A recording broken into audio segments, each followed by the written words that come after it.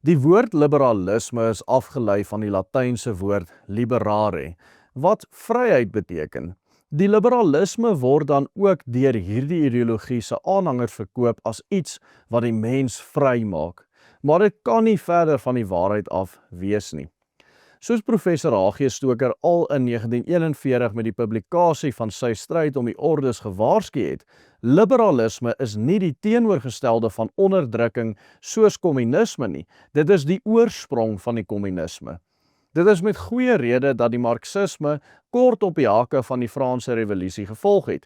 En hierdie ideologiese stamboom van Stoker word ook vandag in hierdie land keer op keer bevestig. Die vrugte van die liberale gelykheidsideologie is die pad na die kommunistiese afgrond.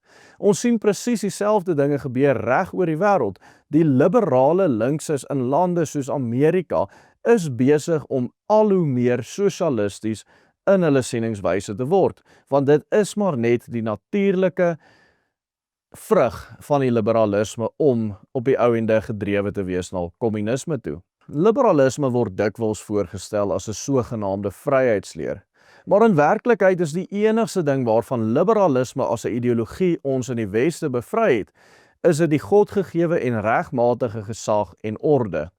Dit klink dalk belovend om te hoor dat jy 'n vrye individu wat self oor jou lewe kan besluit, self kan kies, self jou pad kan bepaal wie is. Maar in hierdie idee van die autonome mens lê die saad van die sosio-politieke vernietiging soos kommunisme.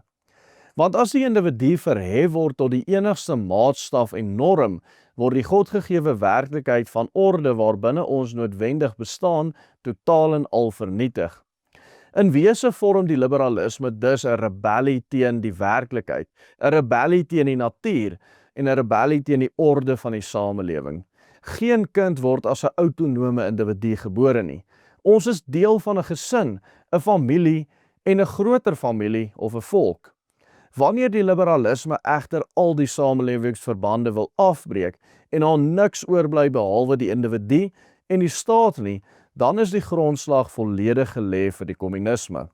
En dit is hoekom ons vandag sien hoe liberale idees in die Weste van sogenaamde gelyke indiensnemingswette tot die LGBT-ideologie ons op die pad bring waar die volk, kerk en respek vir eiendomsreg so afgebreek word dat kommunistiese idees soos onteiening sonder vergoeding uiteindelik onder liberale vaandels soos die nasionaal-demokratiese revolusie deurgevoer kan word.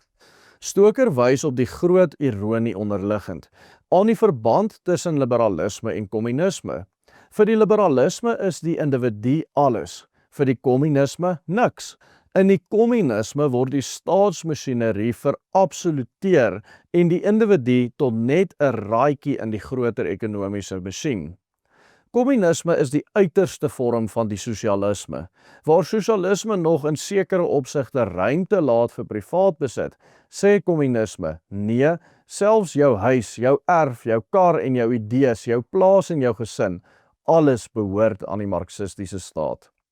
Privaat besit, sê Marx en Lenin, is diefstal, maar ten spyte van hierdie kontras kom die sosialisme en kommunisme juis uit liberalisme voort. Want dit is juis die liberalisme wat die individu afsny van sy gesin, van sy werkersgilde, van sy volk, van sy kerk, van sy godsdiens, totdat uiteindelik niks meer oorbly as bloot sy ekonomiese bestaan nie. Hy word net 'n werker, net 'n proletariër en sy enigste doel is materiële oorlewing. Die dinamika werk soos volg: magsuitoefening en gesag in staat, samelewing en gesin spruit uit die goddelike wil en kan uiteindelik nie gefundeer word in 'n blote menslike goedkeuring of sosiale konvensie nie. Tog is dit wat die liberalisme probeer doen en dit lei natuurlik op sy beurt tot die versekularisering van die samelewingsorde. Maar dit loop altyd uit op politieke tirannie. Juis omdat die transcendente morele beginsels wat alleen in die Christelike geloof en godsdienstleer gefundeer kan word, noodsaaklik is om 'n gesonde balans tussen vryheid en gesag te handhaaf. In eenvoudiger woorde, as die mens geen gesag bo die mens self erken nie, is daar geen morele kompas meer om die staat tot verantwoording te roep nie. Sonder hierdie morele orde word maghebbers in staat gestel om, selfs in die naam van die openbare belang, die mees onderdrukkende wetgewing denkbaar deur te druk en die kloue van die soewereine staat stywer en stywer te laat vasklem, totdat elke burgerlike vryheid uiteindelik weggesyfer word. Teenoor die liberalisme skaar ons daarom onomwonde by die kerkvader Augustinus, met sy beginsel wat in die Latyn saamgevat word as Servire Deo vera libertas est. Ware vryheid is om God te dien. Maar meer as dit, kweek die liberalisme juis die tipe ontevredenheid en onvervuldheid wat die grond voorberei vir kommunistiese revolusies. Liberalisme kweek immers mense sonder 'n besef van waar hulle vandaan kom, wie hulle is, waar hulle is of waarheen hulle op pad is. Mense wat dikwels in klein woonstelle in onpersoonlike stedelike oerwoude leef, net 'n paar meter weg van bure wat hulle nog nooit ontmoet het, nooit sien of mee praat nie.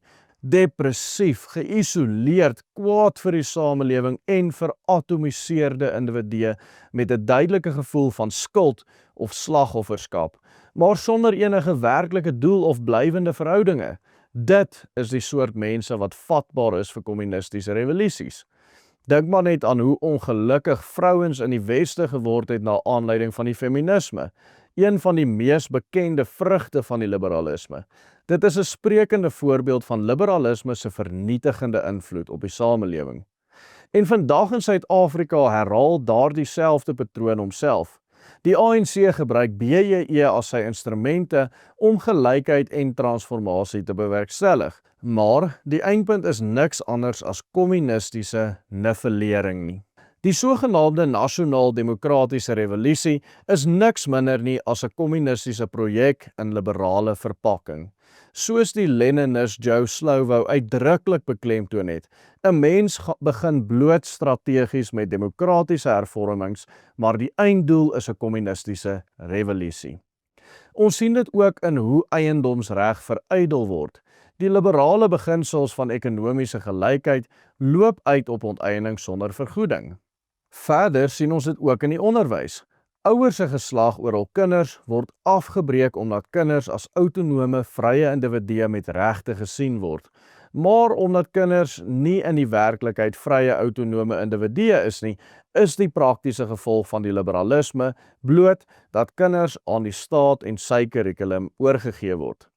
Van kindsbeen af word burgers dan geïndoktrineer met die valse idees wat geleidelik in meer en meer kommunisme vergestaalt. Klassieke liberalisme kweek uiteindelik woke liberalisme en woke liberalisme kweek op die ou einde kommunisme en selfs die LGBT wat ook al propaganda wat toenemend in skoolkurrikulums voorkom, dien die kommunistiese revolusionêre doel om tradisionele familiebande te vernietig, juis omdat sterk gesinne en sterk families die basis vorm van sterk volke en sterk volke die enkele grootste bedreiging vir die kommunisme is. So sny liberalisme jou wortels af en kommunisme grou jou graf. Liberalisme verkoop homself as die beskermheer van jou vryheid teen diktatuur, maar in werklikheid is dit die voorportaal van die diktatuur self. In die praktyk word daar vinnig beweeg vanaf die sogenaamde regte van die individu na die regte van die massas en van die proletariaat en van die staat. Hierdie proses is ook onderliggend aan die sosiale kontrakidee wat in die grondslag van die liberale politieke teorie gevorm word. Hiervolgens gee die individu immers reeds aan die begin van sy bestaan al sy vryhede op, terwille van 'n vreedsame naasbestaan met ander. Uiteindelik gee hy al sy vryhede op terwille van die staat. Hierteenoor het die konservatiewe denkers, soos byvoorbeeld Edmund Burke, nog altyd uitgewys dat die mens interafhanklik van ander bestaan en dat sosiale verbande of gemeenskapsbande soos die familie en dit wat uit die godgegewe werklikheid self vloei, juis nodig is vir die mens om in ware vryheid te kan floreer. Dit was juis die liberale grondwet van 1996, geskryf in die taal van liberale menseregte en liberale gelykheidsbeginsels, wat die deur oopgemaak het vir die tirannie wat ons nou in Suid-Afrika beleef. Grondonteeneming, rassekwotas, staatssensuur, alles wat uiteindelik die vernietiging van die Afrikaner se bestaansreg ten doel het. Klassiek liberale organisasies soos die Vrye Mark Stichting wil ons laat glo dat die liberalisme die oplossing is vir die kommunisme. Maar die teendeel is waar. Kommunisme is die oes van die saad van die liberalisme.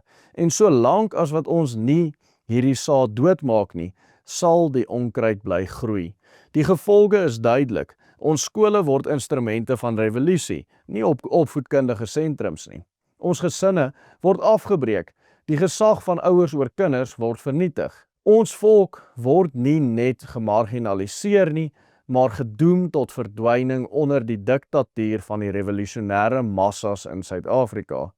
Dit alles het Stoker duidelik reeds dekades gelede voorspel en juis daarom het hy in stryd om die ordes gepleit vir 'n Bybelsbegronde Christelike nasionalisme as die enigste volhoubare teengif teen beide die liberalisme en haar kommunistiese stiefkind. Stoker wys uit dat om hierdie valse ideologie te weerstaan, dit nodig is om nie net as individue nie, maar as gesinne, gemeenskappe en ook as volk te buig en te verootmoedig voor die Here. Liberalisme is 'n volkssonde wat bely en uit ons volkslewe geban behoort te word. Die Willem Petje groep is onomwonde verbind tot hierdie doelwit. Kyk in hierdie verband gerus na ons vorige video's in hierdie reeks waar ons die legendariese boek van H.G. Stoker, Stryd om die Ordes, bestudeer. U kan hom begin kyk deur op hierdie skakel te klik op die skerm. En sterk ons hande deur 'n betaalde lid van die Willem Petje groep te word. Volg net die instruksies op die banner onder aan die skerm. Totsiens en God seën elkeen van u.